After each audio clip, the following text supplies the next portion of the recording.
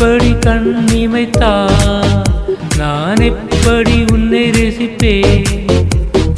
இப்படி நீ சிரித்தா நான் எப்படி உயிர் பிழைப்பேன்.